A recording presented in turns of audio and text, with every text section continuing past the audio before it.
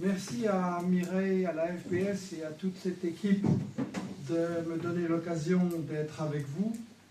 Je pense que c'est très très important.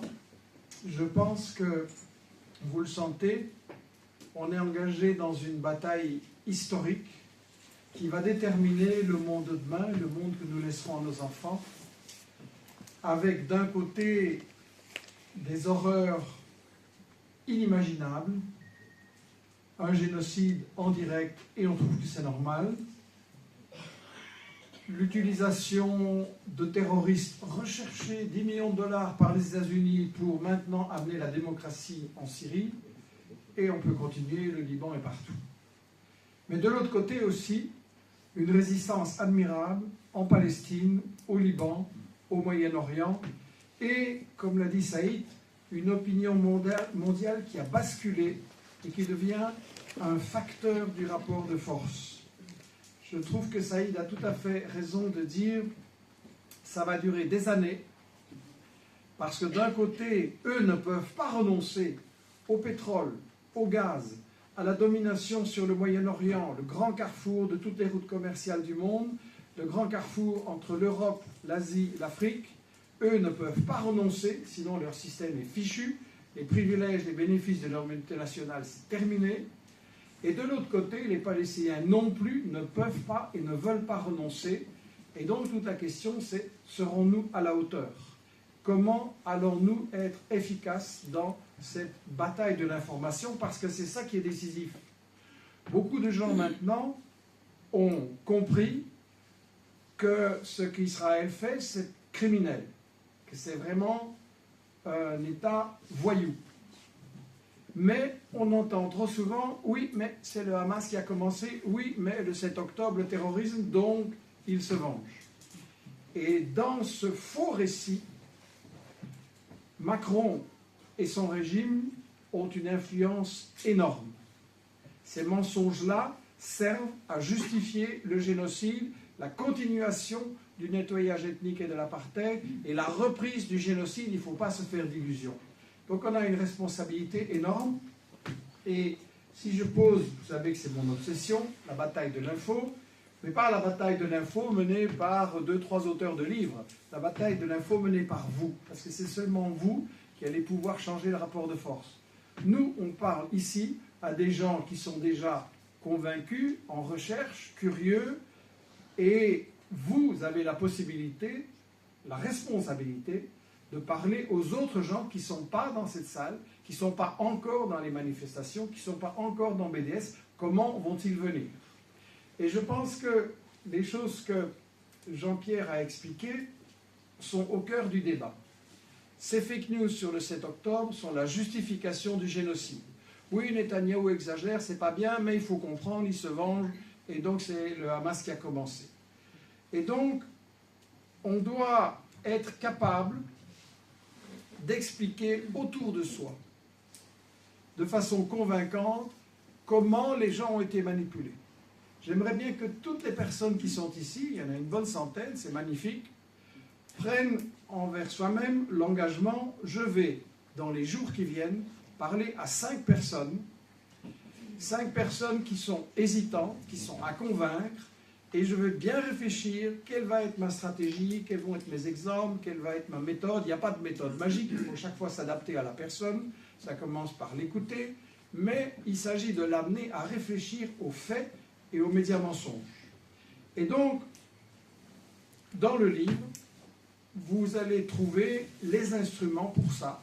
C'est plein d'images, c'est plein de textes, le discours de Macron, il est là, et ce sont des instruments. Photographiez les pages qui vous intéressent, mettez-les sur votre téléphone, et quand vous rencontrez quelqu'un, même au hasard, discutez là-dessus. C'est vraiment votre responsabilité par rapport aux Palestiniens, et on a souvent rencontré un sentiment d'impuissance et de fatalisme. Le système du mensonge, il est trop fort. C'est pas vrai. Nous sommes plus puissants qu'eux si nous osons parler et si nous nous organisons. Et dans la question des 3 grandes fake news, il y en a encore d'autres, mais en général on prend celle-là, il y a très bien moyen de convaincre les gens qu'ils ont été bernés, manipulés. L'histoire des 40 bébés décapités.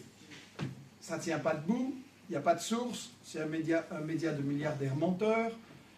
Mais en plus, quand des rédactions de médias écrits ou audiovisuels qui se disent sérieux en France vous racontent cette histoire, et on montre Ruquier, BFM TV, CNews, on les montre tous en train de sortir la même histoire, et aucun de ces journalistes ne s'est posé la question de base.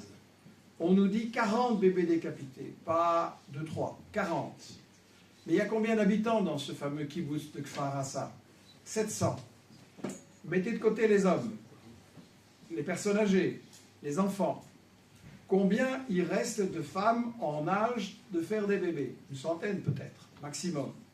Et on nous dit que 40 femmes, l'année précédente, ont donné naissance à des bébés qui ont tous été décapités. Et ça sort dans tous les médias sérieux, et il n'y en a pas un pour poser la question qu'une toute petite équipe ici, de 2 personnes avec un collectif de TS Media, pose d'emblée. C'est impossible, c'est mathématiquement impossible, on ne peut pas relayer un truc comme ça. Les femmes violées. On nous dit c'est une arme de guerre, le Hamas a donné instruction de violer les femmes. Mais le 7 octobre, comme il a été dit et comme c'est vraiment montré en détail dans le livre, c'est une opération militaire brillante. Les combattants ont pénétré rapidement, 6h30 du matin, 30 brèches dans la muraille, dans les grillages, et ils foncent sur les bases militaires qui encerclent et qui agressent Gaza depuis des années. Ils foncent et chacun sait ce qu'il doit faire où, et c'est l'effet de surprise, un samedi matin en plus, congé, et on les prend par surprise. Donc tout est basé sur la vitesse. Alors excusez-moi d'être un petit peu grossier, vous faites donc une opération militaire basée sur l'effet de surprise et la vitesse, et vous allez perdre votre temps à violer une femme en chemin? C'est impossible. Cette question-là, tout le monde peut et doit la poser dans les médias, mais on refuse. Et quand Macron ment de manière grossière, comme il a été démontré, et il y en a encore plein d'autres, il n'y a aucun de ces soi-disant fact-checkers, vérifications, qui sont payés des fortunes, entre parenthèses, qui dit, mais le président, quand même, il faudrait un peu vérifier ce qu'il dit. Et donc, la question, c'est, ce ne sont pas des erreurs. C'est ce que j'ai toujours appelé de la propagande de guerre. C'est toujours, et je le rappelle, parce que c'est dans chaque conflit, et il faut l'appliquer sur la Syrie, et il faut l'appliquer sur les prochaines agressions qui auront lieu, aussi en Amérique latine, en Afrique, partout. 5 principes de la propagande de guerre: cacher les intérêts économiques, le fric des multinationales qui sont derrière toutes ces guerres, cacher l'histoire, c'est-à-dire comment le colonialisme a semé le chaos et la division et la pauvreté dans ces régions, diaboliser, ça on est en plein dedans, inverser l'agresseur et l'agressé, et monopoliser, empêcher le débat, supprimer tout débat et discussion. Et donc, on doit bien voir qu'on est dans un système, ce n'est pas des erreurs par hasard. On doit bien voir que l'histoire des viols, là, le New York Times a publié, c'est dans le bouquin, un récit absolument bouleversant, à arracher des larmes à une pierre, sur les viols. Sauf que les journalistes du New York Times et les correspondants locaux ont dit c'est des mensonges, ça ne tient pas debout, vous ne respectez aucune règle de déontologie. Vous vous rendez compte? Le principal, le plus prestigieux quotidien du monde occidental, désavoué par ses propres journalistes. Est-ce que vous en avez entendu parler dans les médias français? C'est quand même intéressant. Ça aurait fait réfléchir tout le monde et se dire, tiens, on ne peut pas accepter comme ça une histoire, il y a plusieurs versions, on peut nous manipuler. C'est caché. La BBC, il y a eu la même révolte exactement. Silence là-dessus aussi. Donc, on comprend pourquoi la seule émission de débat qu'il y avait en France et à laquelle j'ai eu la possibilité de participer de 2008 à 2014 a été d'abord François Hollande a fait en sorte que je ne puisse plus y passer, et puis l'émission est carrément passée à la trappe. Et donc, on est dans un système de l'information qui sait qu'il ment. Ça, c'est ultra important de le savoir et surtout de pouvoir le démontrer, qui sait qu'il ment parce que les quotidiens et les magazines sont aux mains de 9 milliardaires, souvent liés à Israël, souvent liés à l'armement, et qui défendent leurs intérêts, qui ne sont évidemment pas les mêmes que ceux des 99%. Donc on est dans une vraie industrie du mensonge, et avec beaucoup d'argent derrière. Et ça, il faut être capable de le montrer aussi. Je vais, à partir de la semaine prochaine, je pense, lancer une nouvelle émission qui va s'appeler La Minute Michel, c'est-à-dire le matin, vous recevrez sur vos différents réseaux de votre téléphone une émission, la minute, ça veut dire que j'aurai droit à 1,59, pas plus, pour commenter un point d'actu, signaler quelque chose et vous aider, vous accompagner dans la bataille de l'info au quotidien, vous donner de la matière pour discuter. Et par exemple, on pourrait dire, le ministère des Affaires étrangères israélien vient de recevoir un budget supplémentaire, déjà beaucoup, de 250 millions de dollars par an pour mentir. C'est-à-dire pour faire la propagande sur Internet et pour attaquer les gens comme nous qui le montrent. Le journal Le Monde, en parenthèse, il reçoit en moyenne 16 millions d'euros par an d'aide de l'État. C'est-à-dire vos taxes servent à payer un journal qui va vous manipuler tous les jours.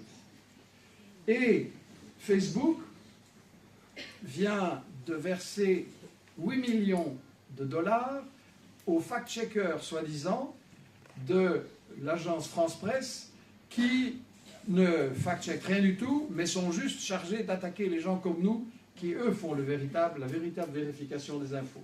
Et donc, pourquoi je dis tout ça?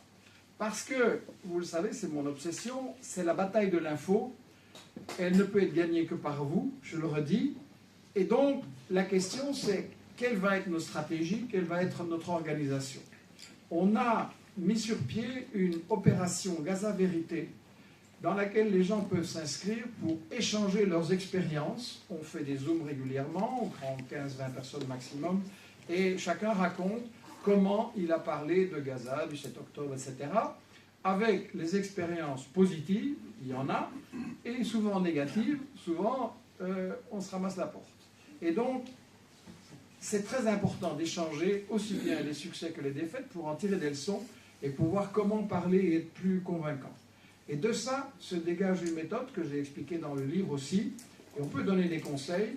Si vous discutez avec des gens sur cette discussion la plus difficile qui soit, il faut d'abord écouter, faire parler la personne, comprendre comment elle raisonne, comprendre ses sources, poser la question, à quoi tu crois, où est-ce que tu as vu ça, et puis seulement après, pas venir avec la vérité, Netanyahou salaud, non, Abbas salaud, comme ça on est dans la colère, dans l'émotion, ça ne marche pas, mais allons vérifier les faits. Toi tu as vu ça, ok, montre-moi ta source, moi j'ai vu autre chose, et là vous pouvez avoir des images sur votre téléphone, ou vous allez chercher directement les sites, et donc vous commencez à établir un vrai débat et un vrai dialogue, c'est-à-dire la vérification de l'info. L'info, ce n'est pas quelque chose qu'on peut avaler, c'est quelque chose sur quoi on doit travailler, vérifier et faire très très attention.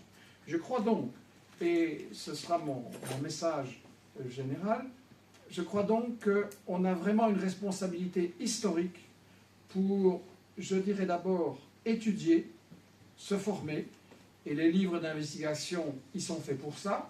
Il y a le manuel stratégique de la Palestine, il n'a pas pu le dire, mais moi je peux, il est magnifique, il est très clair, très bien illustré, on peut le passer à des jeunes, on peut faire des travaux à l'école, et avec ça on comprend vraiment qu'Israël, ce n'est pas une question de quelques juifs qui ont fait du colonialisme à un moment donné tout seul, que c'est vraiment la création, l'agent du capitalisme collectif, États-Unis, Grande-Bretagne, France, Belgique, Suisse, tout ça, qui colonisent ensemble et qui font le génocide ensemble. Et ce point-là, il est décisif à montrer. Parce que les gens, ils vont vous dire, oui, mais Netanyahou, personne ne peut l'arrêter. C'est pas vrai.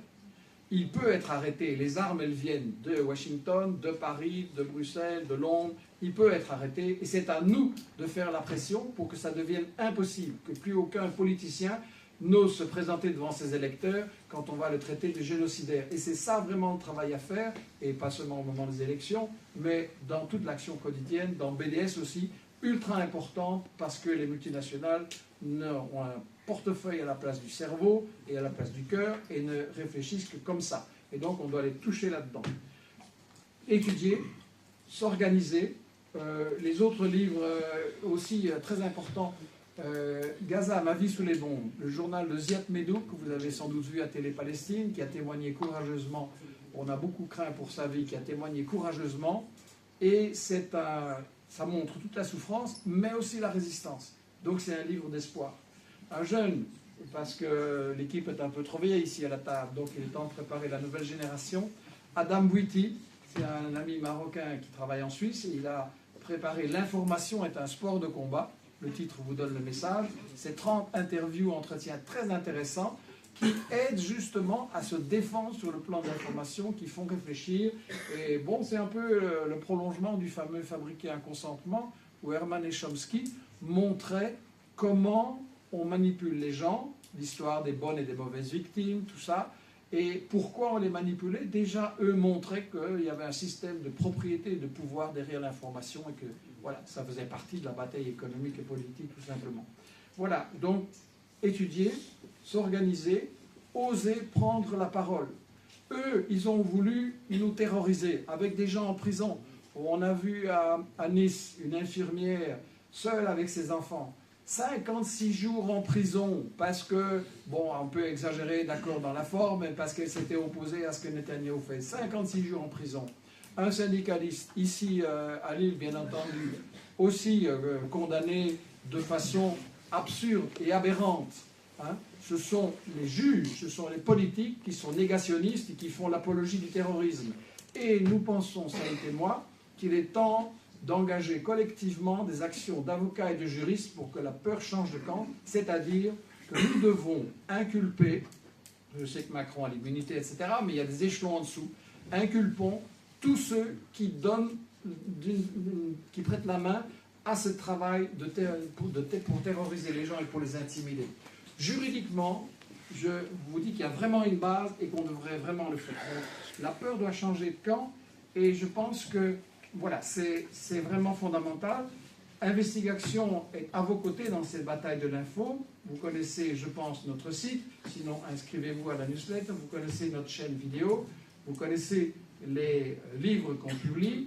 Le travail du 7 octobre, vous vous rendez compte que quand on dit vous mentez, on doit tout vérifier, tout bétonner. Donc c'est une équipe de chercheurs qui avait été engagée, qui avait d'ailleurs fait d'abord le livre sur l'Ukraine, et puis ceci, qui nous a aidé, Jean-Pierre et moi, à faire énormément de recherches et à tout vérifier. Le problème, c'est les finances, je ne vous le cache pas. On a besoin d'aide et de soutien. On ne tient que par la vente des livres et par les donateurs mensuels. Et donc